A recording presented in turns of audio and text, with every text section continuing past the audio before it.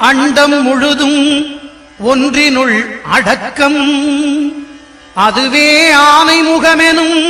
ஓங்கார விளக்கம் சுழலும் கோள்கள் அவன் சொல் கேட்கும்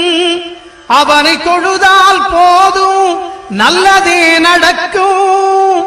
ஆனை முகனை தொழுதால் நவக்கிரகங்களும் மகிழும் நல்லதே நடக்கும் நல்லதே நடக்கும்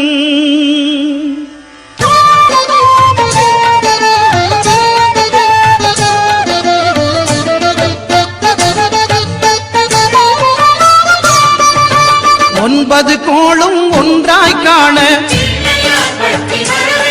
அங்கு கற்பகம் என்னும் கடவுளின் மெய்யில் ஒன்பது கோளும்